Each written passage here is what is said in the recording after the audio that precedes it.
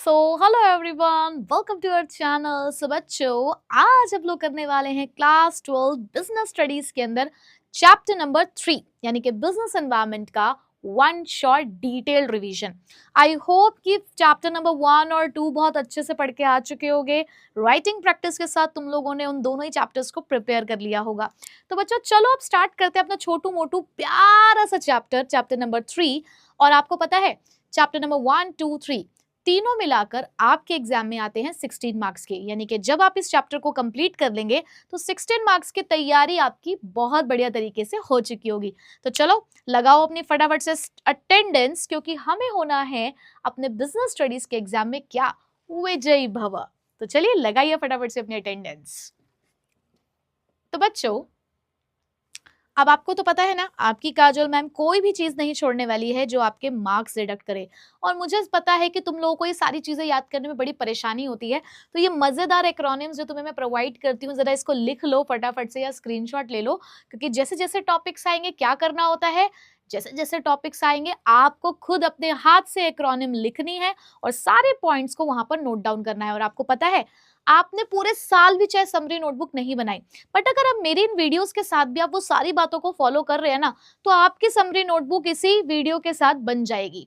और यही summary notebook exam day के दिन काम आएगी। सुबह सुबह का वो जो रिवीजन होता है ना, वो फटाफट आपकी उस समरी नोटबुक से हो जाएगा। ठीक है, तो चलो स्क्रीनशॉट ले लो। चलो भाई, अब जैसे जैसे टॉपिक आएगा मुझे बोलने की जरूरत ना पड़े, खुद से ये काम कर लेना, ठीक है ना। चलो अब बेटा सबसे पहले तो किससे शुरुआत करनी है, सबसे पहले शुरुआत करनी है बिजनेस एनवायरनमेंट के मीनिंग से।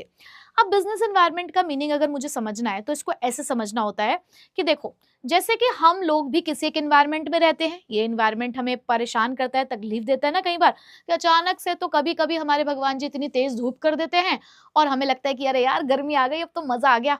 और अचानक से अगले दिन ही तेज ठंडी हवाएं चलने लगती हैं, बारिश होने लगती है, और फिर उसी हिसाब से हमें प्रिपेयर होना पड़ता है ना। ठंड में हम लोग कौन से कपड़े पहनते हैं, वुलन क्लोथ्स पहनते हैं, क्योंकि भाई खुद को प्रोटेक्ट करना है ना। और वहीं गर्मियों में मस्त अपने समर क्लोथ्स पहनते हैं, कॉटन क्लोथ्स पहनते हैं, क्योंकि गर्मियों में तो उन्हीं को ही पहना जाता है। तो मतलब जैसे जैसे एनवायरनमेंट बदल रहा है वैसे वैसे तुम भी अपने रहने का ढंग बदल रहे हो ना। अब हमारा ये प्यारा सा बिजनेस, ये भी तो ऐसे ही किसी ना किसी एनवायरनमेंट में रहता होगा ना। इसके चारों तरफ भी तो बहुत सारी चीजें होती होंगी जो इसको अफेक्ट करती होंगी। जैसे कि आपका जो राजू है ना, आपको तो पता है राजू कितना काम करता है। तो राजू ने एक बार समोसे की दुकान खोली, तो उसके प्यारे दोस्त ने भी बराबर में समोसे की दुकान खोल ली, और साथ में स्कीम भी चला रहा था कि समोसे के साथ चाय फ्री, ताकि सारे के सारे उसके कस्टमर उसके पास आ जाए। यानी कि राजू को कंपटीशन फेस करना पड़ा। तो राजू भी हमारा बहुत तेज निकला, उसने कहा समोसे के साथ समोसा फ्री दूंगा और साथ में चाय भी दूंगा। लो जी, तो राजू भी तो बदल रहा है ना खुद को। क्यों? मार्केट में कंपटीशन आ गया था। भाई मार्केट में टेक्नोलॉजी चेंज हो रही है, जो हमारे कस्टमर्स है यानी कि हम जैसे लोग आज कुछ डिमांड कर रहे हैं, कल कुछ डिमांड कर रहे हैं, प्लस हमारी गवर्नमेंट भी शांति से नहीं बैठ रही है। हम जो सामान बेचने के लिए निकलते हैं उसके ऊपर या तो टैक्स बढ़ा देती है या उसको बैन कर देती है। तो इन सब चीजों का हमारे बिजनेस पे फर्क पड़ता है या नहीं पड़ता? बट क्या सारी चीजें हमारे कंट्रोल में है? नहीं, हमारे कंट्रोल में तो सिर्फ हमारा बिजनेस है जिसको हम ठीक कर सकते हैं। तो बेटा यही होता है बिजनेस एनवायरनमेंट। क्या होता है business environment? Business environment means the sum total. Sum total मतलब, क्योंकि कोई एक चीज थोड़ी है, ये बहुत सारी चीजें हैं। इन सभी चीजों को हमें क्या करना पड़ता है? सम टोटल करना पड़ता है। चाहे वो कोई इंडिविजुअल्स हो, कोई इंस्टीट्यूशन आ गया, या कोई भी अदर फोर्सेस आ गए, external forces that are outside the control of the business, जो हमारे बिजनेस के कंट्रोल से तो बाहर है, but that may affect its performance, लेकिन उसकी वजह से हमारे बिजनेस की परफॉर्मेंस पर फर्क पड़ सकता है। ठीक, उसके बाद बच्चों फीचर्स ऑफ बिजनेस एनवायरनमेंट। अभी बिजनेस एनवायरनमेंट कैसा होता है, तो सबसे पहले समझो जरा, इंपॉर्टेंट है, ध्यान रखना, केस स्टडी में पूछे जा सकते हैं। बहुत ज्यादा मार्क्स में तो नहीं, लेकिन हाँ 1 नंबर की केस स्टडी में पूछे जा सकते हैं।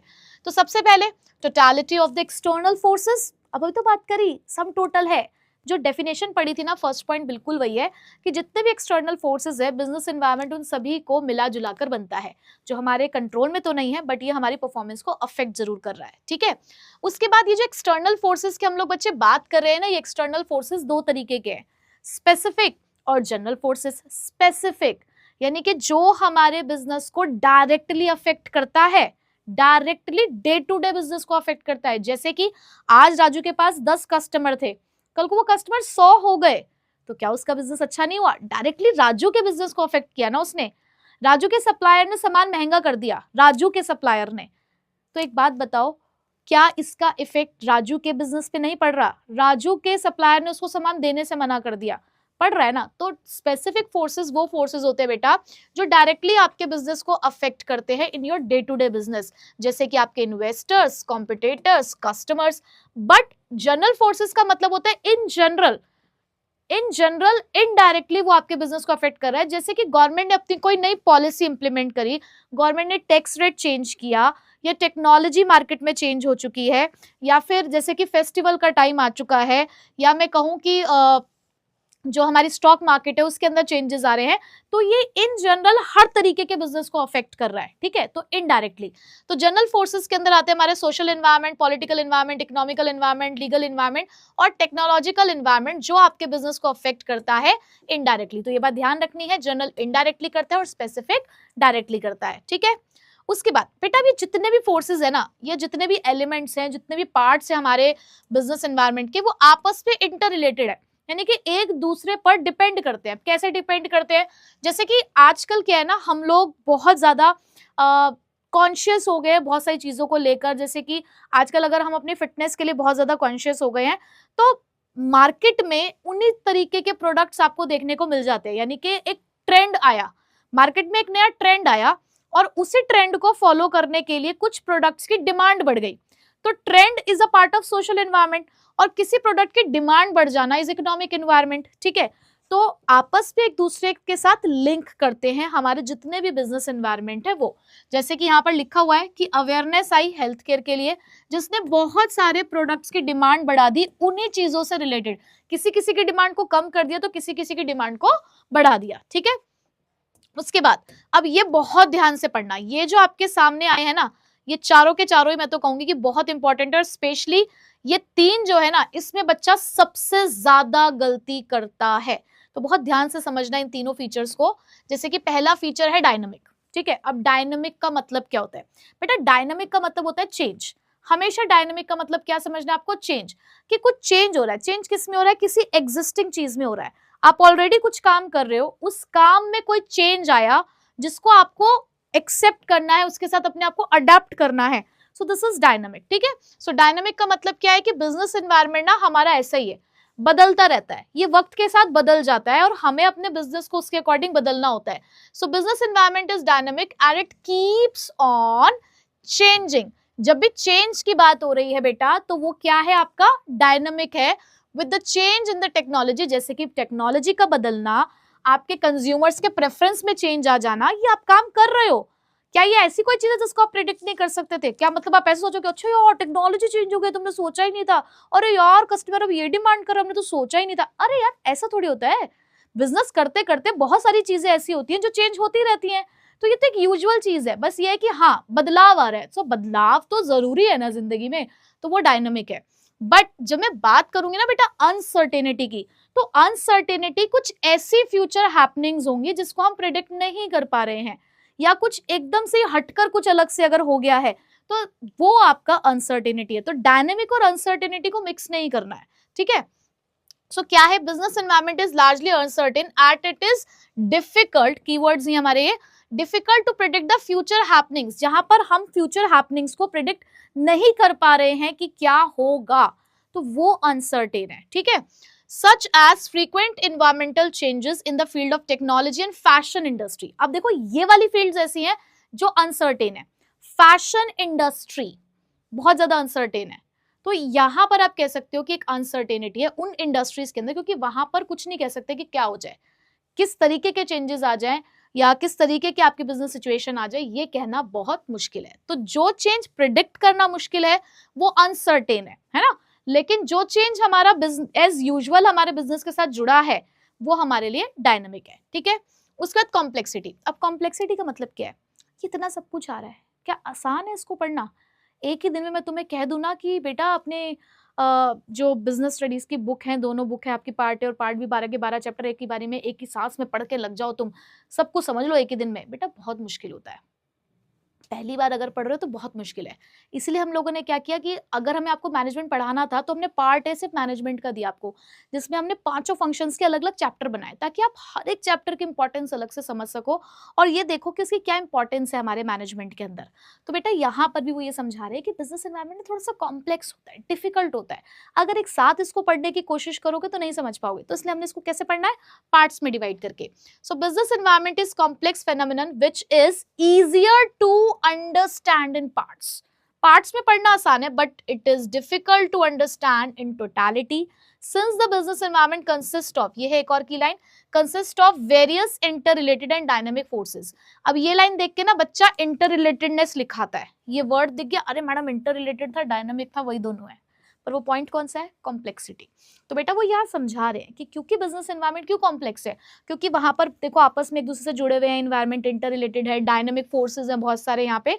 तो यहाँ पर इसको समझना, इसके कॉन्स्टिट्यूएंट्स को समझना यहाँ पर मुश्किल होता है अगर आप एक साथ पढ़ने की कोशिश करते हो तो। ठीक है, तो समझ आ गया ना कॉम्प्लेक्सिटी क्या होता है। चलो अब इसका आखिरी फीचर क्या है बेटा, रिलेटिविटी। अब रिलेटिविटी का मतलब क्या होता है, रिलेशन। बिजनेस एनवायरनमेंट रिलेट करता है, यानी कि यहाँ पर जैसे हम प्रोडक्ट्स की डिमांड भी देखते हैं तो हर जगह पर किसी एक पर्टिकुलर प्रोडक्ट की डिमांड अलग अलग हो सकती है। जरूरी थोड़ी कि एक प्रोडक्ट की डिमांड हर जगह पर सेम होगी, नहीं, अलग अलग हो सकती है। तो उन्होंने कहा बिजनेस एनवायरनमेंट एक रिलेटिव कॉन्सेप्ट है जिसका इम्पैक्ट जो है, जिसका इम्पैक्ट यानी कि उसका जो असर है वो हर कंट्री पर अलग अलग हो सकता है, region to region, firm to firm, वो चीज अलग अलग हो सकती है। तो देयर इज अ रिलेशन कि अगर आपको उस चीज से कोई लेना देना है तो आपको फर्क पड़ेगा, नहीं लेना देना है तो आपको फर्क नहीं पड़ेगा। So it is a relative concept. ठीक, समझ आ गए ना सारे फीचर्स, तो थम्स अप कर देना। ठीक है, चलो आगे नेक्स्ट आते हैं बेटा, importance of business environment. Madam जरूरी क्यों है ये बिजनेस एनवायरनमेंट, इतना क्यों पढ़ना है? क्योंकि बेटा बहुत सारी चीजें होती है बिजनेस एनवायरनमेंट के अंदर। अभी जब घुसोगे ना इस पूरे दरिया में, जब तुम कूदोगे ना बेटा बिजनेस के अंदर, तब तुम्हें पता चलेगा कि ये जो तुम यहाँ पे सारी बातें पढ़ रहे हो ना, वो वहां पे कैसे तुम्हारे काम आने वाली हैं।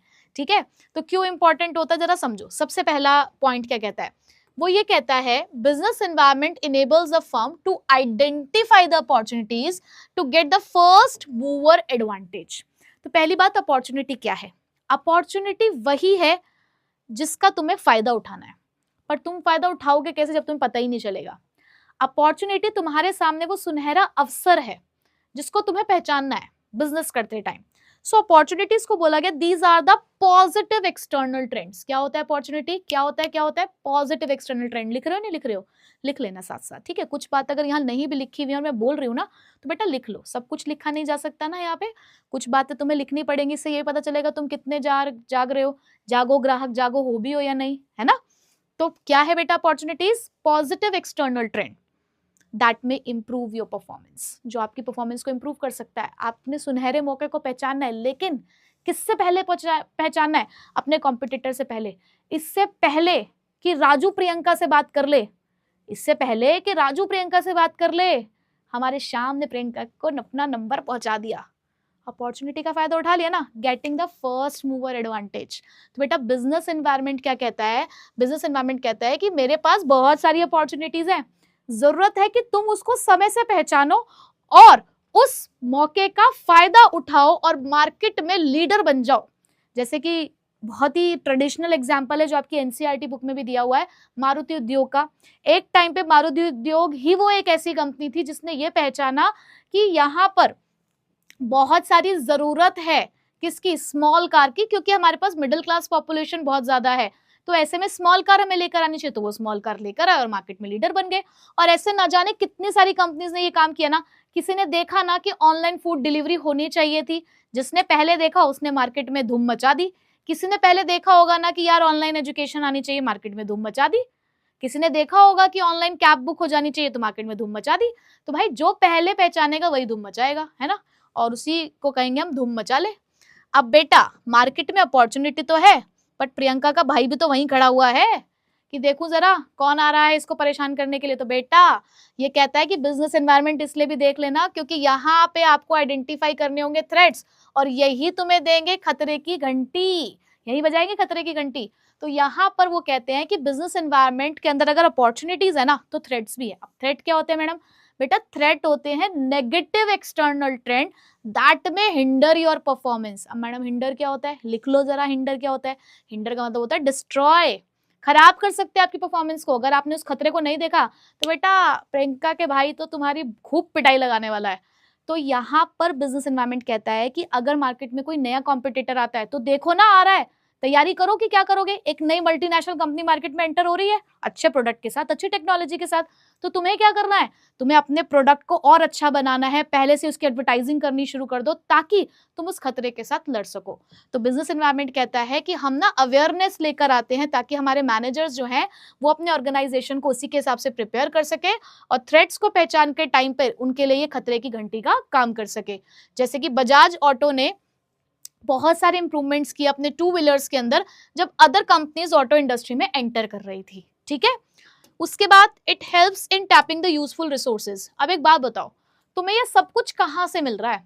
तुम्हें अपने बिजनेस को चलाने के लिए कुछ फैक्टर्स ऑफ प्रोडक्शन की जरूरत होती है, कुछ चाहिए ना तुम्हें चीजें, मैन, मशीन, मटेरियल, ये सब चाहिए ना।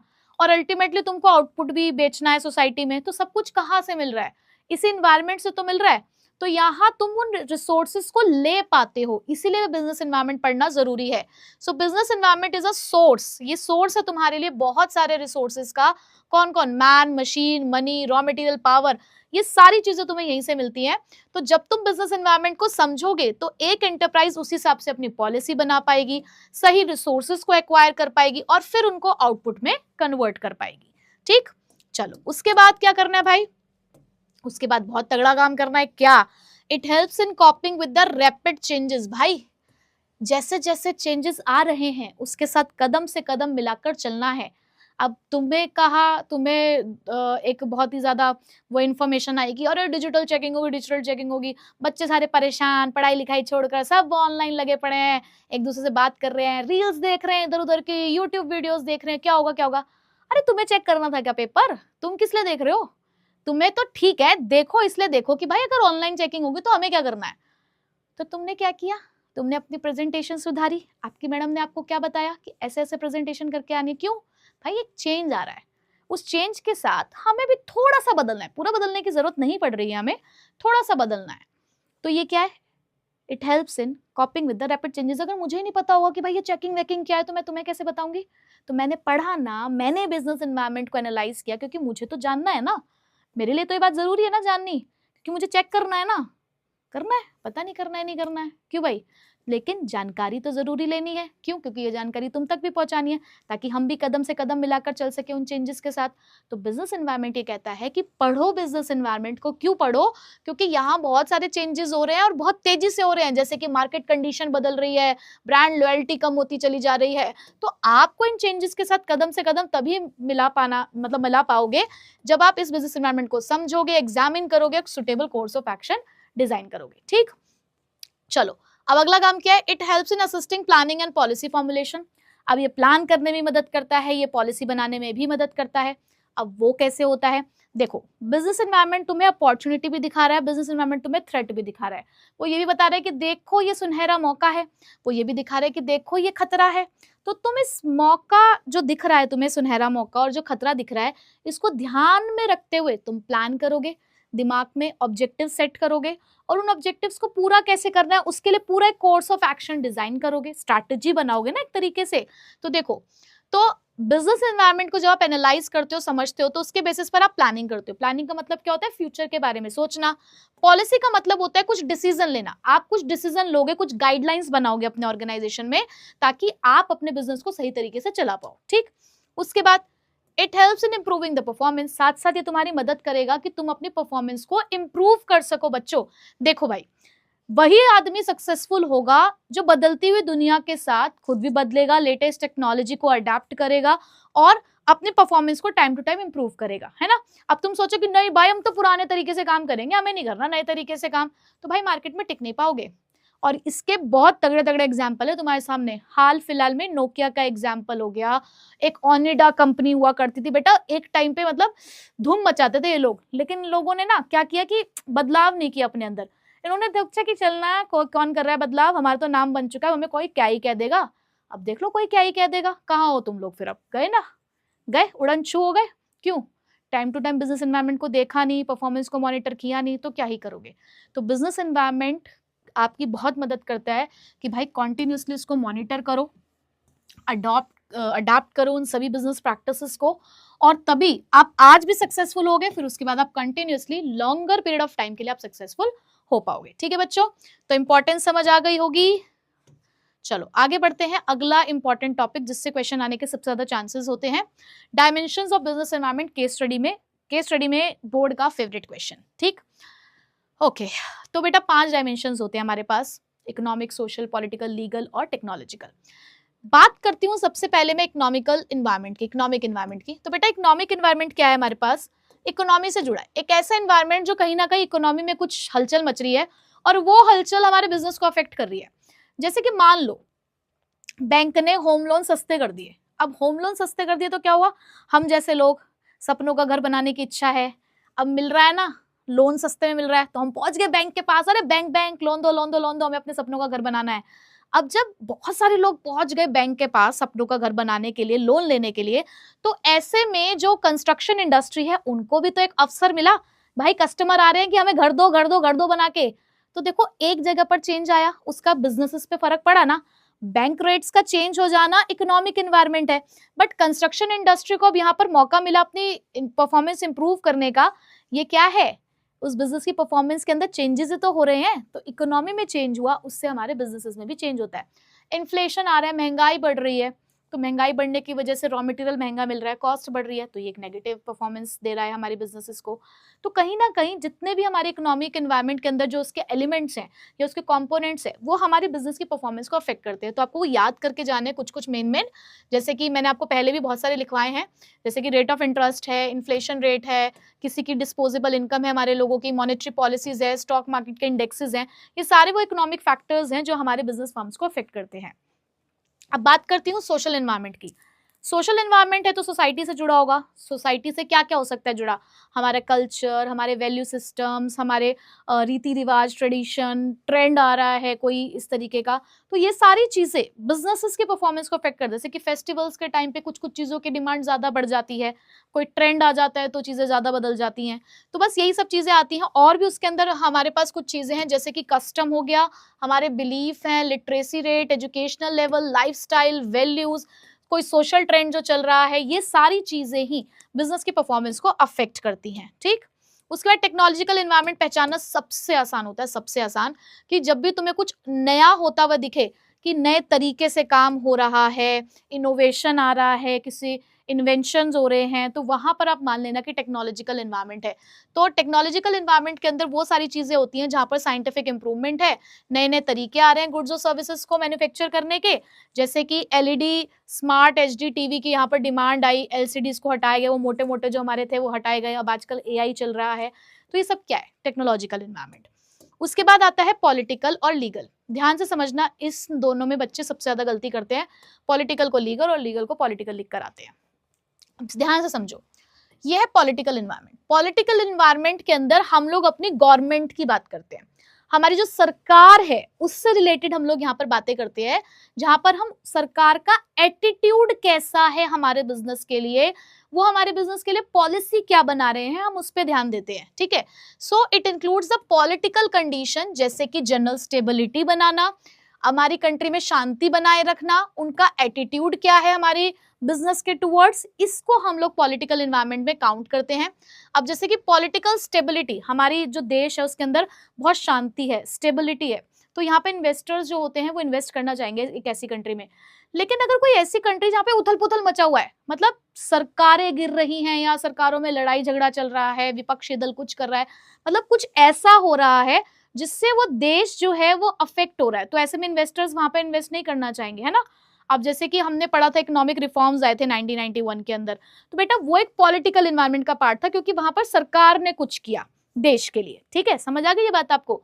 तो पॉलिटिकल स्टेबिलिटी एक अच्छी चीज है, बट पॉलिटिकल इंस्टेबिलिटी जो हमारे इन्वेस्टर्स हैं उनके कॉन्फिडेंस को शेक करता है। ठीक है, ये बात समझ आ गई। अब लीगल एनवायरनमेंट क्या है, लीगल एनवायरनमेंट का मतलब है जब भी कोर्ट का कोई जजमेंट आए, कोई कानून बने, कोई नियम बने, यहां मैंने नियम कानून की बात ही नहीं करी है, कोर्ट के जजमेंट की भी बात नहीं करी है, बट यहां मैं कह रही हूं कोर्ट का जजमेंट है, कोई नियम है, कोई कानून बन रहा है, तो वो लीगल इन्वायरमेंट है। ठीक है, जैसे कि यहाँ पे बहुत सारे लॉ और लेजिस्लेशन जो गवर्नमेंट पास करती है, कोई ऑर्डर आता है, कोर्ट का जजमेंट आता है, अलग अलग कमीशन या एजेंसीज अलग अलग लेवल पर जो गवर्नमेंट काम करती है, अगर वो कोई डिसीजन ले रहे हैं, कोई जजमेंट आ रहा है उनकी तरफ से, वो सब लीगल इन्वायरमेंट का पार्ट है। जैसे कि ये कहना कि हम ये जो अल्कोहलिक बिवरेजेस होते हैं इनके एडवर्टाइजमेंट हम लोग नहीं करते हैं, तो एक नियम कानून है ना, तो ये नियम कानून किसका पार्ट है? लीगल इन्वायरमेंट का पार्ट है, पॉलिटिकल इन्वायरमेंट का पार्ट नहीं। इसमें सरकार नहीं कर रही है कुछ, हमारे देश का कानून चल रहा है ये। ठीक है, समझ आ गए डायमेंशंस? तो इसमें आप लोगों ने गलती नहीं करनी, इसकी केस स्टडी ज्यादा से ज्यादा प्रैक्टिस करना। ठीक, चलो आते हैं आखिरी टॉपिक पे। अब आखिरी टॉपिक क्या है? डीमोनेटाइजेशन। तो बहुत ही बढ़िया वाला टॉपिक है, तुम सबको पता है, नोटबंदी। डीमोनेटाइजेशन का मतलब क्या होता है कि जब हम यहाँ पर अपनी किसी मनी को नॉन लीगल टेंडर घोषित कर दें। नॉन लीगल टेंडर का मतलब होता है बेटा एक ऐसा पैसा जिसको गवर्नमेंट सपोर्ट नहीं करता, जिसको लॉ सपोर्ट नहीं करता। मैं कहूंगी कि आज के बाद ये वाला जो नोट है, ये 500 का नोट है, ये हमारे लिए सिर्फ कागज का टुकड़ा है। क्यों? गवर्नमेंट कहती है हम इसे पैसा मानते ही नहीं है, हमने इसको नॉन लीगल टेंडर घोषित कर दिया है। ठीक है, तो ऐसा ही हुआ था हम लोगों के साथ। तो गवर्नमेंट ऑफ इंडिया ने एक अनाउंसमेंट करी थी, डेट याद रखेंगे आप, 8 नवंबर 2016 को, जहां पर एक बहुत बड़ा डिसीजन लिया गया। हाईएस्ट डिनोमिनेशन के नोट्स 500 और 1000 के नोट्स को डीमोनेटाइज कर दिया गया था, and it is ceasing to be the legal tender. Ceasing to be the legal tender मतलब कि आज से लॉ इस मनी को सपोर्ट नहीं करता है, कुछ स्पेसिफाइड पर्पस के लिए उस टाइम पे भी अलाउड कर दिया गया था। ठीक है, तो लगभग 80 to 86% तक जो हमारी मनी थी उस टाइम पे वो हमारी इनवैलिड घोषित हो गई थी। ठीक, उसके बाद मेन बात क्या याद रखनी है? हाँ, एम क्या था? करप्शन को कम करना, ब्लैक मनी को यहाँ पर बाहर निकालना था, इलीगल एक्टिविटीज को बंद करना था। अब इसके फीचर्स क्या है बच्चों? अब क्यों क्या मतलब हम देख रहे थे डीमोनेटाइजेशन से? हम लोग ये देख रहे थे बेटा कि पहली बात तो हमें एक टैक्स एडमिनिस्ट्रेशन मेजर मिल गया था। भाई लोग ना पैसा छुपा रहे थे, हमें लोगों का पैसा बाहर निकालना था। प्लस यहाँ पर हम लोगों ने क्या किया कि अब देखो लोगों के पास 500,000 के नोट्स तो थे ना, तो हमने कहा कि हम रेडी हैं आपके उस पैसे को एक्सेप्ट करने के लिए, हम आपके उनको नए नोट्स के साथ बदल देंगे, बट आपको हमारे सामने वो नोट लाने तो पड़ेंगे, जो तुमने गद्दों में, मम्मियों ने डब्बों में छुपा रखे हैं नोट्स लेकर आओ, हम बदल देंगे। तो एक टैक्स एडमिनिस्ट्रेड हो रहा है, हमें दिख रहा है कि यार इतना पैसे के ऊपर अब तक हमने टैक्स नहीं लगाया है, तो ये बहुत बढ़िया काम हो रहा था। इससे ब्लैक मनी बहुत ज्यादा बाहर आई, यहाँ पे अनअकाउंटेड इनकम जो थी अब तक लोगों को उसे डिक्लेयर करना पड़ा कि भाई देखो ये पैसा है, ब्लैक मनी है, और आपको पता है ब्लैक मनी का तो फिर क्या ही होता है। उसके बाद डीमोनेटाइजेशन को यहाँ पर एक इस तरीके से देखा गया कि अब ना गवर्नमेंट कहती है कि हम बिल्कुल भी टैक्स इवेशन को टॉलरेट नहीं करेंगे। टैक्स इवेशन, टैक्स की चोरी नहीं बर्दाश्त होगी बिल्कुल भी। आपके पास पैसा, अपने पास पैसा रखो, बट हमें टैक्स पे करो, आपको हमें बताना पड़ेगा ये पैसा आपके पास कहां से आया। डीमोनेटाइजेशन ऑब्वियसली टैक्स एडमिनिस्ट्रेशन था, जहां पर सेविंग्स को, अब लोग क्या करते हैं ना, टैक्स को बचाने के चक्कर में पैसे को घरों की तिजोरियों में रख रहे हैं। भाई घरों की तिजोरियों में पैसा वो तुम्हारा बढ़ नहीं रहा, तुम उसे बैंक्स में जमा करो, कहीं इन्वेस्ट कर दो, शेयर मार्केट में लगा दो, या किसी भी चीज में आप इन्वेस्ट कर दो, एटलीस्ट वो पैसा सर्कुलेट तो होगा ना इकोनॉमी के अंदर, सर्कुलेट होगा तो कैपिटल फॉर्मेशन होगा हमारी इकोनॉमी का। ठीक है, उसके बाद डीमोनेटाइजेशन की वजह से हम लोग कैशलेस इकोनॉमी की तरफ बढ़े। हम लोगों ने ज्यादा से ज्यादा, अब आजकल देखो ना कि छोटे से छोटे, बड़े से बड़े बिजनेस के अंदर भी आजकल ऑनलाइन पेमेंट का सिस्टम स्टार्ट हो गया है ना। अगर आपने एक नॉर्मल रिक्शा भी किया तो रिक्शा वाले भैया भी कहते हैं कि क्यूआर कोड स्कैन कर लो भाई। तो देखो ये कैसे पॉसिबल हो पाया, ये इतना बड़ा डिसीजन लिया गया उसके बाद ही तो हो पाया ना। अब देखो इसका इम्पैक्ट क्या पड़ा, मनी और इंटरेस्ट रेट की अगर मैं यहाँ पर बात करूं तो कैश ट्रांजैक्शंस हमारी यहाँ पर कम हो गई थी, बैंक डिपॉजिट बढ़ने लगी थी, फाइनेंशियल सेविंग्स बढ़ गई थी। प्राइवेट वेल्थ में क्या हुआ कि डिमोनेटाइज जो हाई डिनोमिनेटाइज नोट्स थे क्योंकि वो बंद हो गए थे, तो उसका रियल एस्टेट के ऊपर बहुत फर्क पड़ा था, उनकी प्राइस कम हो गई थी। थोड़ा सा ब्लर हो रहा होगा, मैं बोल रही हूँ, आप उससे समझ लो। पब्लिक सेक्टर वेल्थ पे कोई इफेक्ट नहीं पड़ा, पब्लिक सेक्टर पे क्या ही फर्क पड़ना था, डिजिटलाइजेशन ऑब्वियस सी बात है बढ़ गया था, नए यूजर्स आने लगे थे, रियल एस्टेट की प्राइस घट गई थी, टैक्स कलेक्शन बढ़ गया था, लोग अब यहाँ पर अपने इनकम को डिस्क्लोज कर रहे थे। ठीक है, और लो बच्चों चैप्टर नंबर 3 भी हुआ आपका कंप्लीट। तो बच्चों आई होप कि मैंने जिस एनर्जी के साथ तुम्हें पढ़ाया है उसी एनर्जी के साथ तुम घर बैठकर पढ़ भी रहे हो और अपनी काजोल मैम की सारी बातों को फॉलो कर रहे हो, क्योंकि क्या करना है हमें, 100 में से 100 लाने यार, 20 में से 20 तुम लेकर आ चुके हो, 80 में से 80 लेकर आने हैं। ठीक है, तो मेरे प्यारे बच्चों अब आप लोगों का काम है क्या, इस चैप्टर को अच्छे से प्रैक्टिस करना है, राइटिंग प्रैक्टिस जरूर करनी है, क्वेश्चंस की प्रैक्टिस जरूर करनी है। ठीक है, अब मिलूंगी मैं आपको नेक्स्ट वीडियो में नेक्स्ट चीज के साथ, लेकिन तब तक तीनों के तीनों चैप्टर बढ़िया तरीके से तैयार हो जाने चाहिए।